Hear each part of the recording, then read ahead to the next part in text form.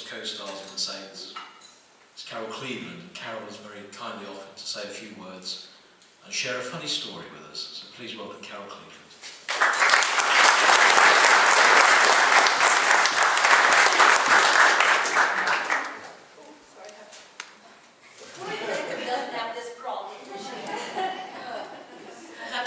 Find out her secrets. Hello, yes, I'm Carol, and I must say it's an honour and a privilege to be standing up here, and a bit of a surprise. I'm not quite expecting it.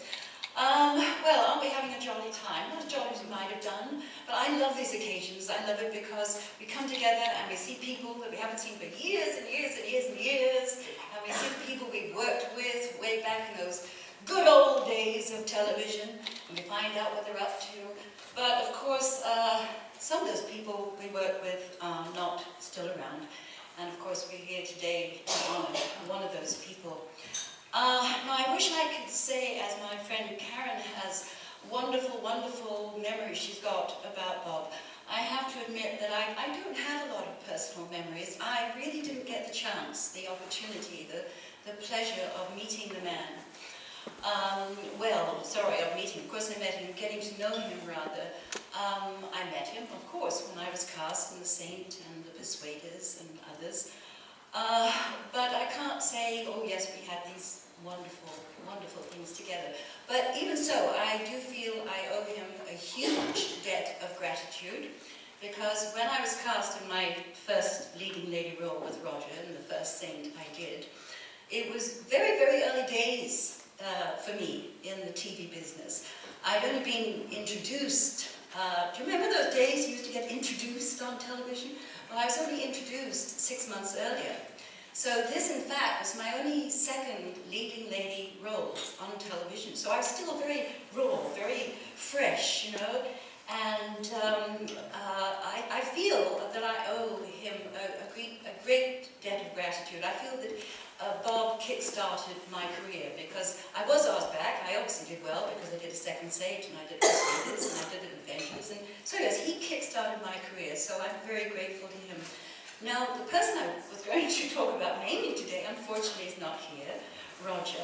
Now, Roger, of course, I do remember very well, and as we've already heard, Roger was a great practical joker. He was a very naughty person at times. He was very mischievous.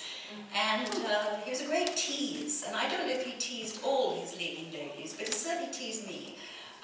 Maybe because I was young, I was a little bit innocent and fresh. And anyway, he was a great teaser. So I went to do this first episode with Roger, The Sporting Chance, it was called. And there was he, the practical joker, and me, the serious young actress who took everything very seriously. No, I had to do things properly, seriously, and professionally. So I arrived, and I think it was only the second day with him that he first upset me quite a bit. We were doing a two-hander, just he and I chatting to each other, and he was firing a lot of questions at me, and I was a very upset lady, and I didn't want to answer the questions, whatever, so it was all very heavy, very dramatic. So we did a couple of rehearsals, it went well, and then they said, okay, camera, rolling, and just at that moment, Roger whispered in my ear something extremely rude, which of course I just went, totally went. Cut, cut, cut. We then had to do the scene several times, because every time I looked at Roger, I giggled. So I was very upset about all this, with me, the professional, and I was very upset. But I got over it. But a few days later, he did something which I did not forgive him for quite a while. We were doing a scene with myself and 3 other actors, not Roger. He was there, but not in the scene, he was on set.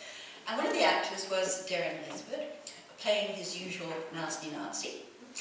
And there was Godfrey Quigley playing his usual baddie. And Darren had to shoot Godfrey in this scene. Well, we did the scene, and then we went on to everybody's close-ups. And they left me till last, because all I had to do was just react. And I had to just stand up when I heard the gunshot, and scream. So, right, they said, do you want to rehearse this? No, we'll go for it, we'll go for it. So, say, right, camera rolling,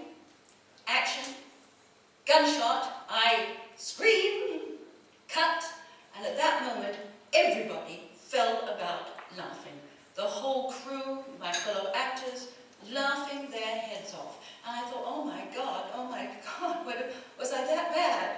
Was I that bad? Oh my God, what have I done? Well, what I noticed then, I'd been looking camera left, but there I noticed Roger standing camera right, doing up his flies.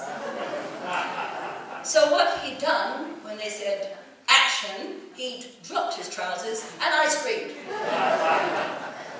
Well, everybody thought it was funny except me. I would say I was very young and professional. I was very upset, and I stomped off and went off in a corner and sat there and sulked. And Roger came over and tried to apologize, but I didn't want to go. No. I was so upset. I was mortified. I didn't speak to him for the rest of the day. Didn't speak to him at all. But the next day when I came into the studio, when I went to my dressing room, there was a lovely big bouquet of flowers from Roger with a lovely little note apologizing. So anyway, I forgive you, Roger. Are you there? No, he's not. Where are we going? I forgive you, Roger, and of course I had a wonderful time with him, and thank you, Bob, for the opportunities, and thank you all for listening. Have a good time.